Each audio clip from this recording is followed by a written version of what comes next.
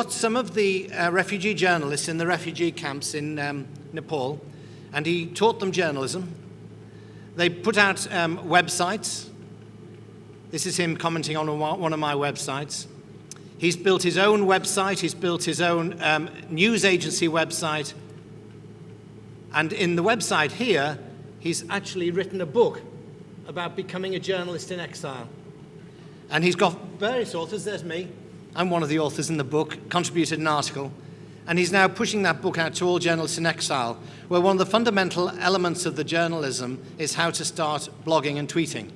So this is a full circle. This is a refugee with no journalist training, been a publisher by the age of 24, written a book, and he's now an authority on how to get news out of areas where there's very few avenues for disseminating information. Another person is Nalaka Gunwadeen.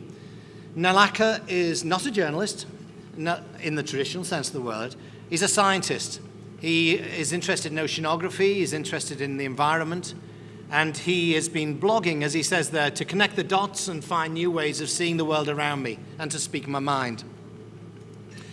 Nalaka's got an amazing website that is some very strong, hard-thinking blogging. He's coming from Sri Lanka. And it's an area where it's very difficult to feel free about blogging. This is his website. This is moving images, moving people. He believes greatly in a theory that's strong in many parts of Southeast Asia, that people there are fed up of seeing the world through the Western camera lens.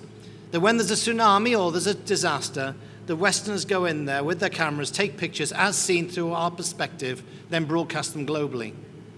Nalaka was tired of that, so he set up TVEAP, which was a development of his blog, TV Asia Pacific. And in that, he trains local journalists to go out with low-cost, high-def cameras and film that which the Western media is ignoring, and blog about it.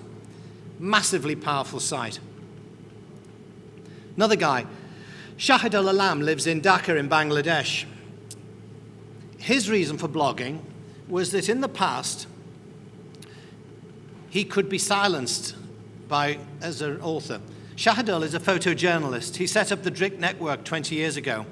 He went under the flyovers in Dhaka and handed out 20 free cameras to people living under the flyovers called Harijans, called the untouchables, the people who had no homes. And he gave this to 20 kids, and he said, if you're any good, go out and take some pictures. And if those pictures are any good, I'll publish them. And if you're any good the next time, you might work with me. Of those 20 people who he found under the flyovers, 15 still work for him with the Drick network of picture agency. He's been a blogger as long as blogging's been going. And the reason he's been a blogger is he can be silenced. The lovely thing about blogging is that when you get a following and you're starting to blog, it extends the following, and it extends the reach, and it extends the protection. Shahidul now seeing blogging as an insurance policy for media freedom. It's also a way of telling people what's going on. But if you're alone and you blog and the world's seeing your following, you have much less likely of being taken away in a dark alley. This is Shahidul's news. Every day he's writing new news items. Another one that's being followed as being instrumental in changing the thinking in that territory. Now the media, as we saw in those first few slides, is starting to take blogging and social networking seriously. I work in media development and commercial media work, so I try and split my time between working for the likes of Al Jazeera English and other global broadcasters, and working in transition and post-conflict countries. And the aim of working in the transition and post-conflict countries is to help build strong, sustainable media. And that's what I've been doing for the last 7 years. And one of the countries I've been working in is Serbia. And I've been working with B92, which is a radio television operation that was set up as a sort of underground radio, really, during Milosevic's period, and dared to sort of play music loud to over the propaganda that was being broadcast in the center of Belgrade. They interviewed people, they started to do journalism, and they formed a large television online radio network, which I've been helping with them for 2.5 years under a fund by the European Agency of Reconstruction to help build them into a sustainable media. Now, the guy in charge of that is a guy called Veron Matish. And Veron took serious blogging because he comes from Roots, which understands the importance of the citizen's voice. This is B92's blog page.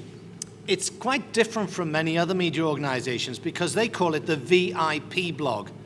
It's not just ramblings of ordinary people. Ordinary people are welcome to join, but they get a status because they're on the B92 site, and they're embraced by B92, along with certain people who B92 invite to come along and blog, such as government ministers, academics, poets, artists, whatever, and the people in the street. And they try to make no differential. And the person that wins in the VIP status is the one that's viewed the most and says the most relevant stuff. So it's a great leveler. It's a great way of making sure that people who think they're important are not more important than the people who have something to say. Now, one of those bloggers is a woman called Jasmina. This is the VIP blog. I think there 123 comments. You know, you get lots of comments. This is really serious blogging.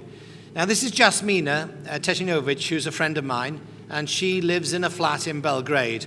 And her flat overlooks the home of the son of Ratko Mladic. And one day she was on Twitter. You'll all know Twitter, so I won't bore with an explanation of Twitter, which I have to often do when I'm talking to an audience of traditional media. She was, on Twitter one day, and I was receiving her tweet, and this is her tweet. And her tweet said that the home of Mladic's son in Belgrade is being surrounded. I, at that time, was talking on Skype to a friend at the BBC's news desk at BBC News Online, and I happened to say, look, this is a serious source here. You need to look into this. And within an hour and a half, the BBC had the lead story. This is the importance of the mainstream media realizing that some voices out there are crucial to news gathering and should be listened and should be embraced and brought into the news gathering fold. So we have an interesting position here. Old media refused to change for a long, long time. And when they did change, they changed on their terms, and it wasn't really good enough. The audience was taking little bits of information, facts they found here and there, taking them to another place, their own social networking space maybe, interacting with others around that information and creating a brand new news experience. Now, one organization that's responded well to this, and I am working as a consultant with them, I'll qualify all this when I'm working with someone just so you don't think it's free PR, but is Al Jazeera. Al Jazeera English, I was helped as an editorial consultant 4 years ago when we set it up in Doha in Qatar. These are the Google analytics of their homepage. Now, as you may imagine, 6 million visits on that day, 23 million page impressions. That's fairly routine stuff for a big global site. But this is an interesting one. This is Google Analytics for a page that appeared in the end of December, just early January, at the time of the Gaza conflict. And this is a page that no Al Jazeera journalist contributes any words to at all. This is a page made up of tweets, which is tweeting Al Jazeera headlines plus headlines from trusted Al Jazeera sources, which, as you know, come up on mobile phones or pop up on your desktop. And when I took the screen grab, and this was on the second day this was set up, it had 6,000 followers. I don't know what it is now.